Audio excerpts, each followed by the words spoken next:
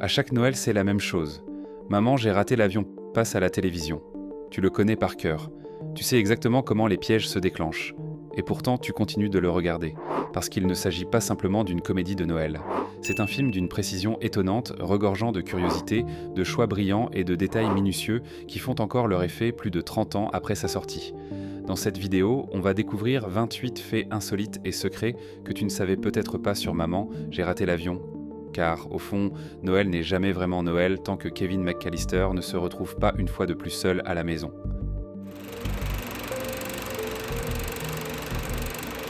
La veille du départ, Monsieur McAllister nettoie du lait renversé et jette à la poubelle ce qui ressemble étrangement à un billet d'avion. Ce détail explique pourquoi personne ne remarque immédiatement l'absence de Kevin. Son billet a simplement été jeté par erreur. Un petit détail mais essentiel pour la cohérence de l'histoire. Le film s'inspire d'une situation réelle. Le scénariste John Hughes était sur le point de partir en Europe avec sa famille quand une idée lui est venue à l'esprit. Et si on oubliait un enfant ? Comme l'a raconté son fils James, Hughes a écrit la première version du scénario en seulement 9 jours, juste après être rentré à la maison. La neige n'était pas prévue dans le budget du film. Cependant, une véritable tempête a frappé le plateau dès le premier jour de tournage. Les producteurs ne savaient pas comment gérer cela, mais après avoir vu le décor couvert de neige, ils ont dû faire appel à des machines à neige pour le reste de la production. Robert De Niro avait d'abord été envisagé pour incarner Harry, l'un des deux voleurs. Mais il a refusé le rôle, et c'est Joe Pesci qui l'a finalement accepté. Un choix ironique, étant donné que les deux acteurs venaient tout juste de tourner ensemble dans Les Affranchis. Une fois dans l'avion, la mère de Kevin a cette intuition qu'elle a oublié quelque chose. Après un bref moment de doute, son mari la rassure, lui disant qu'elle a juste oublié de fermer le garage. Et il a raison. Le garage est bien laissé ouvert, comme le mentionne le père de Kevin. Mais étrange détail, les voitures ne sont pas complètement garées à l'intérieur. Ce choix a probablement été fait pour des raisons d'éclairage, mais l'incohérence reste amusante. La fameuse photo de la petite amie de Buzz est devenue culte, mais en réalité, il ne s'agit pas d'une vraie fille. Pour éviter de moquer quelqu'un, la production a choisi de photographier un garçon déguisé. Le résultat est volontairement grotesque, presque irréel. C'est un clin d'œil à l'aspect cartoon du film qui, même dans ses moqueries, cherche à ne jamais blesser qui que ce soit. Le célèbre petit frère de Macaulay Culkin, Kieran Culkin, fait une apparition dans le film. Aujourd'hui connu pour sa performance dans Succession, Kieran fait ici ses débuts au cinéma dans le rôle de Fuller, le cousin de Kevin. Les deux frères joueront à nouveau ensemble dans Maman, j'ai raté l'avion 2. En fouillant dans les affaires de Buzz, Kevin tombe sur un magazine Playboy. Quand il l'ouvre, les pages semblent collées entre elles. Ce détail surprenant provient d'une véritable édition de 1989, modifiée par la production pour éviter des contenus inappropriés pendant le tournage. Kevin découpe la balle sur le poster de Michael Jordan dans la chambre de Buzz et utilise du ruban adhésif pour réparer le bras du joueur. Pourtant, plus tard, le poster réapparaît intact, avec la balle bien en place. On peut imaginer que Kevin a simplement pris soin de le recoller entre-temps. Kevin regarde un vieux film en noir et blanc intitulé Angels with Filthy Souls pour effrayer les voleurs. Bien que ce film semble authentique et que ses répliques soient devenues cultes, il n'existe pas. Il a été entièrement créé pour Maman, j'ai raté l'avion. Kevin ne trouve pas sa brosse à dents car sa mère l'a rangée pour le voyage. Toute la scène où il se croit être un criminel existe uniquement parce qu'il ne sait pas bien faire sa valise. Le cri iconique de Kevin après s'être mis de la lotion après rasage est devenu l'un des moments les plus célèbres du film. Chris Columbus, le réalisateur, a expliqué à Entertainment Weekly que cette scène n'était pas du tout prévue de cette manière. Dès la première prise, Macaulay Culkin s'est frappé le visage et a laissé ses mains collées comme s'il avait utilisé de la superglue, hurlant comme dans Le Cri de Munch. Personne d'autre n'aurait pensé à faire ça. Après avoir réalisé qu'il est seul à la maison, Kevin court partout et fait ce qu'il veut, y compris sauter sur le lit de ses parents en mangeant du pop-corn. Plus tard, lorsqu'il se cache sous le lit à l'arrivée d'un policier, on peut encore voir du pop-corn éparpillé au sol. On l'entend à peine, mais une parole assez étonnante se glisse dans le film. Dans une scène, Marv marmonne discrètement une insulte, un excès typique des films des années 90 qui serait probablement moins toléré aujourd'hui. Pour rendre la peur de Kevin crédible, Joe Pesci a pris une décision particulière, éviter toute interaction avec Macaulay Culkin entre les prises. Pas de discussion, pas de complicité. Si son personnage devait être menaçant à l'écran, il ne voulait pas paraître sympathique en dehors. Cela se ressent dans le film. Lors de sa première descente à la cave, Kevin passe devant des mannequins et des objets qui seront utilisés plus tard pour simuler une présence adulte dans la maison en les plaçant près des fenêtres pour tromper les cambrioleurs.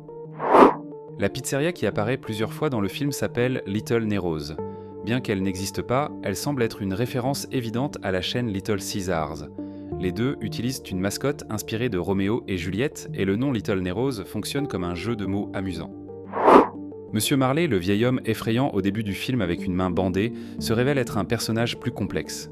Au fil de l'histoire, Kevin découvre que les rumeurs à son sujet sont fausses et que son problème avec son fils et sa petite-fille était la véritable cause de son isolement. Cependant, lors de la scène à l'église, le bandage devient plus petit, et à la fin du film, sa main est complètement guérie. L'un des pièges les plus célèbres implique des décorations placées sous une fenêtre pour que Marv marche dessus en entrant. Pourtant, ces décorations n'ont ni la même forme, ni la même couleur que celle du sapin. Elles ont été remplacées par des versions comestibles pour éviter des blessures graves. L'acteur portait aussi des chaussures en caoutchouc. Quand les sacs de course de Kevin se déchirent, un bidon de Lascive Tide disparaît mystérieusement d'un plan à l'autre. Si tu t'es déjà demandé comment cette scène a été réalisée, l'illusion des sacs cassés est en fait créée grâce à un fil invisible.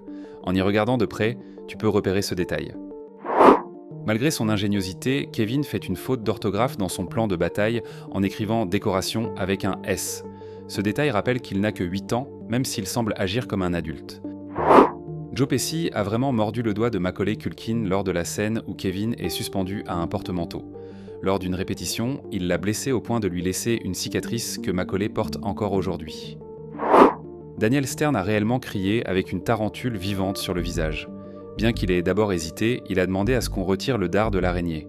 On lui a répondu que c'était impossible et que l'animal risquait de mourir. Stern a plaisanté en disant que sans ça, c'était lui qui allait mourir. Heureusement pour lui, les tarentules n'ont pas d'oreilles, et la scène a pu être tournée en plusieurs prises sans qu'il ne souffre trop. Si tu t'es déjà demandé pourquoi il y a une chatière dans la maison sans qu'aucun chien n'apparaisse jamais, la réponse est simple. Les McAllister ont placé leur chien dans un chenil pendant leur voyage. Ce détail, bien que mineur, reste amusant à noter dans le cadre de l'histoire. Le scénario original prévoyait une scène après le générique. Harry et Marv, en prison, regardaient Angels with Filthy Souls à la télévision. En entendant les mêmes répliques que Kevin avait utilisées pour les piéger, ils échangeaient un regard complice. Une scène savoureuse qui a finalement été coupée du film, mais qui aurait ajouté une belle touche à la conclusion de l'histoire. Si tu tends bien l'oreille, tu peux entendre la chaudière du sous-sol murmurer « Salut Kevin ». Bien sûr, cela provient de l'imagination de Kevin,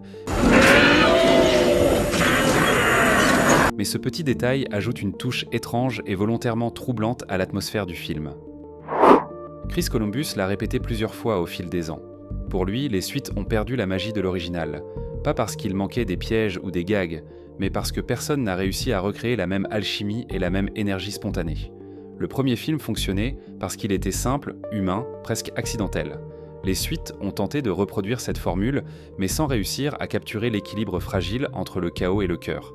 Et c'est sans doute pour cela qu'au final, on revient toujours au même endroit, le premier film, et rien d'autre. C'est précisément pour cette raison que Maman, j'ai raté l'avion n'est jamais devenu un simple film de Noël. C'est devenu un rituel, un rendez-vous incontournable, un film que tu connais par cœur mais que tu continues de revoir, parce qu'à chaque visionnage, tu découvres quelque chose de familier, mais aussi quelque chose de nouveau. Les pièges, les répliques cultes, les détails cachés, tout fonctionne encore aujourd'hui parce qu'il repose sur une histoire simple, mais d'une attention exceptionnelle.